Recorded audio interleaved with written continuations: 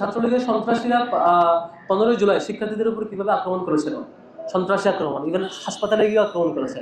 সুতরাং এ ধরনের সন্ত্রাসী কাজ করে, নিষিদ্ধ সংগঠনের যারা প্রতিনিধিত্ব করে এবং অপরাধী যারা, তাদেরকে এখানে প্রতিনিধিত্ব করার কিংবা অংশগ্রহণ করার কোনো সুযোগ নেই বলে আমি মনে করি। এবং নির্বাচন কমিশনও এটা ক্লিয়ার করেছে, তাদেরকে একাডেমিক্যালি এখান থেকে বহিষ্কার করেছে, পানিশমেন্টের আওতায় এনেছে। সুতরাং তারা এখানে নির্বাচনের সুযোগ পাওয়ার কোনো প্রশ্নই আসে না, বরং এটা তাদের এখন এটা আউট অফ সিলেবাস।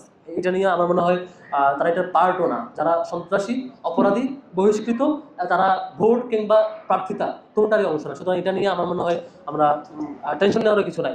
আর কেউ যদি এটা সাহস করতে চায়, সাধারণ শিক্ষার্থীরা তো আছে, তারা নিশ্চয়ই এটা জানান দিবে। আর আমরা যারা সংগঠন আছি, আমরা অন্য ছাত্র সংগঠন, আমরা আমাদের দিক থেকে এটা প্রতিহত করবো নিশ্চয়ই। দুইটা ব্যাপার, ডেমোক্রেসিতে মতনৈক্য থাকবে, এটা খুবই স্বাভাবিক। ডেমোক্রেসি মানে এটা না যে সকল পার্টি সকল বিষয়ে একমত থাকবে। আমার সাথে 17 জনের একটা দ্বিমত থাকতে পারে, এটা ডেমোক্রেসির সৌন্দর্য। আর জায়গা হলো রাষ্ট্রের স্বার্থের যে ইস্যু, কমন যে ইস্যু, সেখানে সকল সংগঠন একমত থাকবে, এটা হচ্ছে আমরা চাই। তো এখন পর্যন্ত আমরা পেয়েছি প্রায় কমন ইস্যুর মধ্যে সকল সংগঠন একমত হয়েছে। তো বাকি যেটা দ্বিমত, এটা আমি পজিটিভলি দেখছি। অ্যালার্মিং হইল কিছু কিছু সংগঠন 10 মিনিটের বক্তব্যের মধ্যে 9 মিনিটের শিবির নিয়ে সমালোচনা করে, 5 মিনিটের বক্তব্য নিয়ে 4 মিনিটের শিবিরের সমালোচনা করে। আমি রিসেন্টলি একজনের বক্তব্য দেখছিলাম যে এক বক্তব্যে উনি 5 মিনিটের বক্তব্যে অলমোস্ট 33 থেকে 34 বার শিবিরের নাম উচ্চারণ করছে। তো এরকম অ্যাপ্রোচ থাকলে এটা আমরা মাঝে মাঝে হতাশ হই যে আবারও কি ছাত্রলীগের অ্যাপ্রোচ ফিরে আসতেছে কিনা। বরং আমি যেটা সবাইকে রিকোয়েস্ট করি বা প্রেফার করি যে প্রত্যেক সংগঠন তার এজেন্ডাকে ছাত্রদের সামনে প্রেজেন্ট করা দরকার। তারা শিক্ষার্থীদের নিয়ে কি করতে চায়, শিক্ষার্থীর কাছ থেকে তিনি কি পেতে চান, শিক্ষার্থীদের কাছ থেকে তিনি কি দিতে চান, শিক্ষার্থীর কাছ থেকে তিনি কি রিকমেন্ডেশন নিতে চান, তার কি পজিটিভ শিক্ষার্থীকে দিতে চান, তার কি অ্যাপ্রোচ শিক্ষার্থীরা পজিটিভটা নেবে, তার কি নেগেটিভ অ্যাপ্রোচ তিনি দূর করতে চান।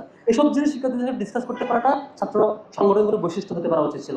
অথচ একটা সেমিনারে, একটা ডিসকাশনে, একটা দলের 10 জন আলোচক থাকলে 10 জনের শিবির নিয়ে ডিসকাস করে, আবার দেখা যায় যে 10 জনের আলোচক তার আলোচনার অধিকাংশ মিনিটে শিবির নিয়ে সময় ব্যয় করে। এটা মনে হয় এক প্রকার রাজনৈতিক এজেন্ডা শূন্যতার বহিঃপ্রকাশ কিংবা কর্মকাণ্ডের শূন্যতার বহিঃপ্রকাশ। আরেকটু নয় বললে দেউলিয়াত্বের বহিঃপ্রকাশ হবে যদি এরকমটা কন্টিনিউ হয়। আমরা এখান থেকে যে কাউকে ফিরে আসার আহ্বান নিশ্চয়ই জানাবো। আর সংঘাত নিশ্চয়ই হবে না বলে আমি বিশ্বাস করতে চাই। কিন্তু 5 তারিখের 5ই আগস্ট কিংবা 17ই জুলাই শিক্ষার্থীদের যে প্রতিহত করা, ছাত্রলীগকে প্রতিহত করা রাতব্যাপী, এই দুইটা ঘটনা আমাদেরকে শিক্ষা দেয় যে রাজনৈতিক দল কিংবা ছাত্র সংগঠন বাজে প্র্যাকটিস ক্যাম্পাসে করতে চাইলে শিক্ষার্থীরা এটা প্রতিহত করবে। সুতরাং কেউ এটা সাহস করবে না আমি বিশ্বাস করি এবং গণতান্ত্রিক প্র্যাকটিসের মধ্যে দিয়ে থাকবে বলে আমি বিশ্বাস করতে চাই এবং সামনে এটা দেখতে চাই। থ্যাংক ইউ সবাইকে।